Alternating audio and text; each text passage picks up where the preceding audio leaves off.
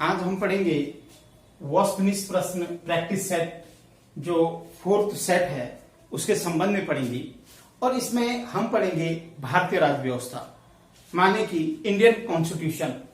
Indian constitution के जो objective question हैं उनको हम करेंगे।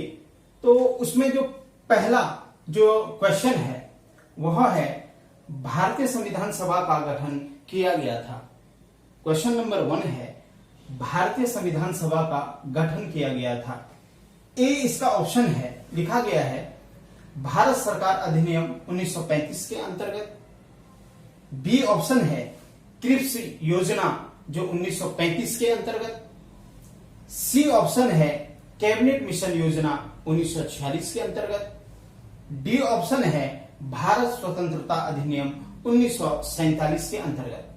लेकिन जो इसका आंसर है वह है आपका सी कैबिनेट मिशन योजना जो मार्च 1946 के अंतर्गत क्या हुआ, भारतीय संविधान सभा का गठन किया गया था। दूसरा जो क्वेश्चन है भारत की संविधान सभा का प्रथम अधिवेशन कब शुरू हुआ था। भारत की संविधान सभा का प्रथम अधिवेशन कब शुरू हुआ था, जिसमें ऑप्शन पहला है 10 जून 1946। बी ऑप्शन है 9 दिसंबर 1946। सी ऑप्शन है 19 नवंबर 1947 और डी ऑप्शन है 30 जून 1949। तो इसका जो सही आंसर है वह है बी 9 दिसंबर 1946 को। तीसरा जो क्वेश्चन है संविधान सभा की प्रथम बैठक की अध्यक्षता किसने की थी। संविधान सभा की प्रथम बैठक की जो अध्यक्षता थी वह किसने की थी।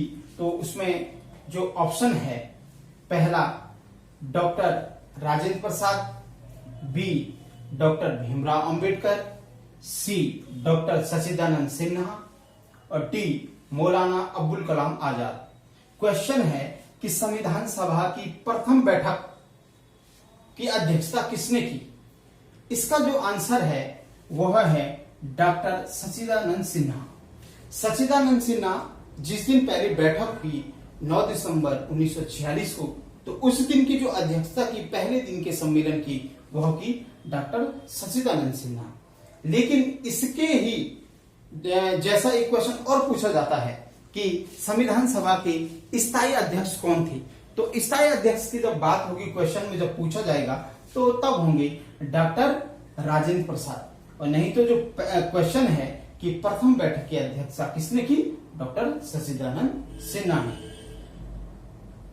चौथा क्वेश्चन संविधान सभा के सम्मुख संविधान की प्रस्तावना किसने रखा। जो संविधान का जो उद्देशिका है या प्रीएम्बल्स है वह किसके द्वारा रखा गया।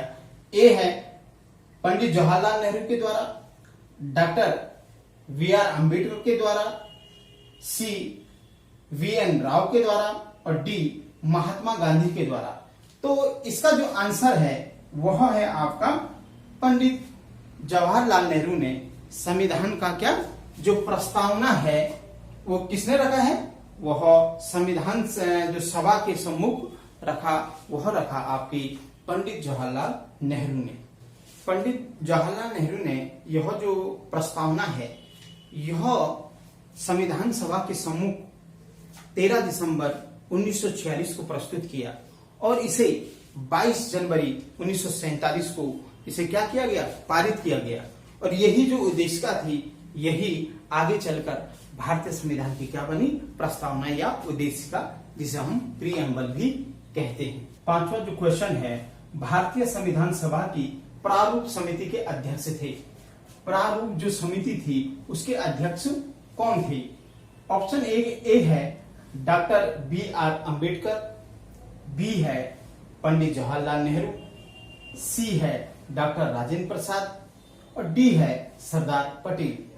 तो इसका जो आंसर है वह है डॉक्टर बी.आर. अम्बेडकर। ए आंसर इसका है। डॉक्टर बी.आर. अम्बेडकर प्रारूप समिति के अध्यक्ष थे। प्रारूप समिति में जो सदस्य थे उनकी संख्या 7 थी। यह संविधान सभा की सबसे बड़ी क्या थी, समिति थी। छठवां जो क्वेश्चन है भारतीय संविधान की संविधान सभा भारतीय संविधान को संविधान सभा द्वारा अंगीकृत किया गया?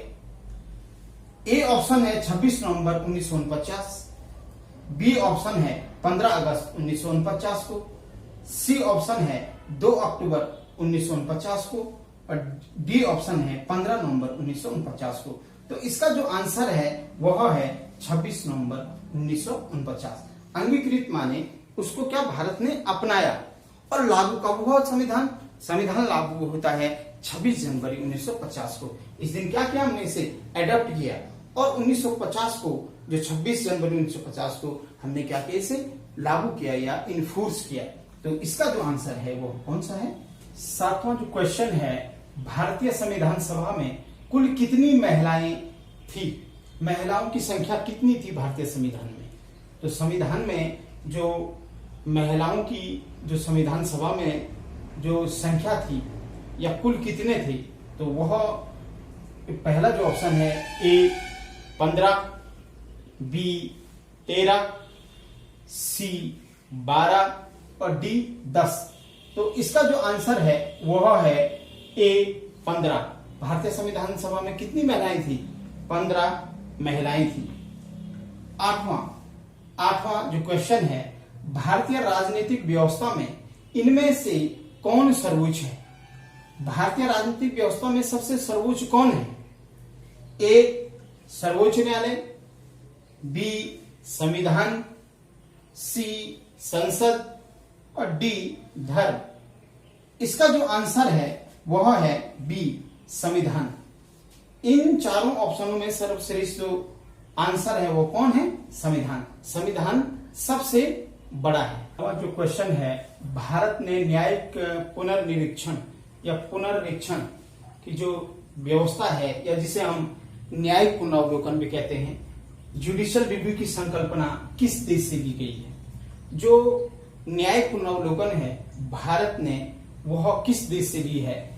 ऑप्शन नंबर ए है यूनाइटेड किंगडम, बी संयुक्त राज्य अमेरिका, सी यूएसएसआर माने रूस और डी ऑस्ट्रेलिया। तो भारत ने जो जुडिशियल रिव्यू या न्यायिक पुनरीक्षण या न्यायिक पुनरावलोकन की जो व्यवस्था ली है वह संयुक्त राज्य अमेरिका से ली है, यूएसए से ली है। न्यायिक पुनरावलोकन वह होता है, उसे हम कहते हैं जब व्यवस्थापिका द्वारा बनाया गया कोई कानून और कार्यपालिका द्वारा उस कानून को लागू किया जाता है, यदि उससे संविधान प्रभावित होता है या संविधान का जो संरक्षक है सर्वोच्च न्यायालय या न्यायालय, जो अगर वो देखता है कि कानून संविधान के अकॉर्डिंग नहीं बना है तो वह उसे कम कर सकता है, उसे समाप्त कर सकता है। और जहां तक अगर वो सही है, कानून अगर इतना बड़ा है, अगर कानून यहां तक सही है तो वह कानून यहीं तक सही माना जाएगा और ये कानून समाप्त कर दिया जाएगा। कानून अगर पूरा सही है तो कानून को सही माना जाएगा। तो इसी को क्या कहते हैं?